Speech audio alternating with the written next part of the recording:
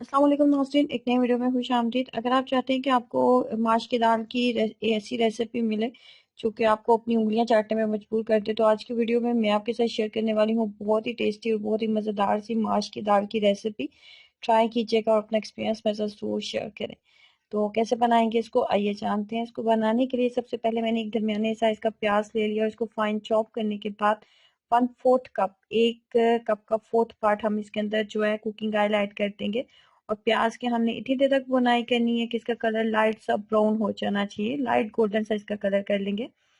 1 cup मैंने दाल ली थी माश की और इसको 1 घंटा पहले पानी में भिगो दिया था, ये वाला कप मैंने यूज किया। और ये 7 से 8 अफराद के लिए आप ये सालन जो है रेडी कर सकते हैं। माश की दाल ली थी ये वाला कप और इसके साथ 1 घंटा पहले भिगो देंगे। दाल बहुत टेस्टी बनेगी, जल्दी कुक हो जाएगी और उसका टेस्ट ही बहुत मजे का बनेगा जब दाल को भिगो दिया जाता है।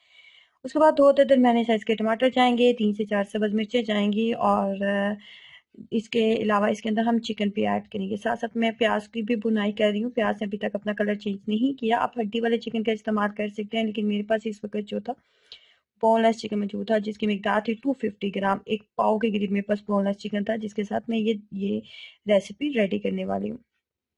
प्याज ने कलर चेंज कर लिया। जैसे प्याज कलर चेंज करेगा ना, तो इसके अंदर हमने चिकन ऐड कर देना है। चिकन ऐड करने के बाद ये इसकी करनी है हमने अच्छे से बुनाई। बहुत ज़्यादा देर भी चिकन की बुनाई हमने नहीं करनी, क्योंकि चिकन को जितना ज़्यादा भुना जाता है ना, वो ज़्यादा हार्ड हो जाता है। तो इसकी इतनी देर तक बुनाई नहीं करनी, बस इतनी देर तक बुनाई करेंगे कि ये अपना कलर चेंज कर ले। जैसे ये अपना कलर चेंज करेगा तो इसके अंदर हम रेगुलर मसाले ऐड कर देंगे जो कि नॉर्मल हम हंडिया बनाने के लिए यूज़ करते हैं।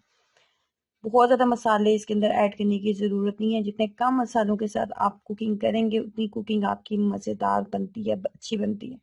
तो इसके अंदर भी बहुत ज़्यादा मसाले नहीं जाएंगे। चिकन ने अपना कलर जो है वो चेंज करना शुरू कर दिया है और 5 मिनट हो चुके हैं मुझे इसकी बुनाई करते हुए। नमक ऐड कर रही हूँ 1.5 चाय का चम्मच, 1.5 चाय का चम्मच नमक जाएगा। मजीद इसके अंदर जाएगी हल्दी पाउडर जाएगा ½ चाय का चम्मच। इसके अंदर जाएगा लाल मिर्च पाउडर 1 खाने का चम्मच मैंने ऐड किया था। 1 खाने का चम्मच लाल मिर्च पाउडर जाएगा। और उसके बाद जी इसके अंदर जाएगा जिस चीज़ का हमने इस्तेमाल करना है वो है गरम मसाला पाउडर। भी यहीं पे इसी स्टेज पे हम इसके अंदर ऐड कर देंगे गरम मसाला पाउडर 1 चाय का चम्मच। और इसके बाद जी इसके अंदर जाएगा खुश्क धनिया पाउडर 1 चाय का चम्मच। 1 चाय का चम्मच गरम मसाला पाउडर, 1 चाय का चम्मच धनिया पाउडर। तमाम मसाले इसके अंदर ऐड करने के बाद इसकी करनी है जी फिर एक दफ़ा अच्छे से बुनाई। उसके बाद इसके अंदर ऐड कर रहे हैं 2 अदद टमाटर और सारी सब्ज मिर्चें भी ऐड कर देंगे। 2 से 3 सब्ज मिर्चें भी ऐड करेंगे। और जब हमारी दाल रेडी हो जाएगी ना, उसके बाद भी हम इसके ऊपर सब्ज मिर्चें ऐड करेंगे।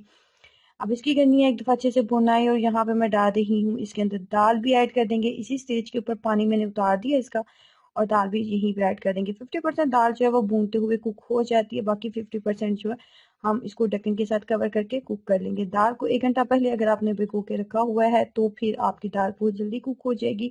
अगर आपने दाल को फौरी कुक करने वाले हैं तो फिर आपको प्रेशर कुकर का इस्तेमाल करना पड़ेगा।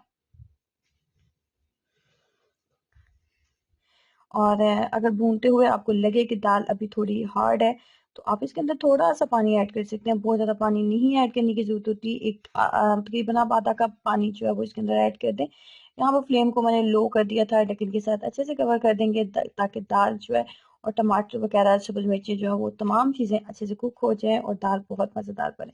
फाइनली आप देख रहे हैं कि तमाम चीज़ें कुक हो चुकी हैं। तकरीबन 15 से 20 मिनट मुझे लगे थे और दाल जो 100% कुक हो चुकी है। फाइनली मैं इसके ऊपर डाल रही हूँ थोड़ी सी सब्ज मिर्चें। सब्ज मिर्चें ऐड करने के बाद जी मजीद हम जिस चीज़ का इसके अंदर इस्तेमाल करेंगे वो है धनिया। ट्राई कीजिएगा इस मज़ेदार सी रेसिपी को और अपना एक्सपीरियंस मेरे साथ ज़रूर शेयर करें। ट्रस्ट मी, आप ज़रूर ट्राई कीजिएगा इस रेसिपी को और आपको और आपकी फैमिली को ये बहुत पसंद आएगी। चैनल को सब्सक्राइब करना मत भूलें, वीडियो को लाइक कर दें। अल्लाह हाफिज़।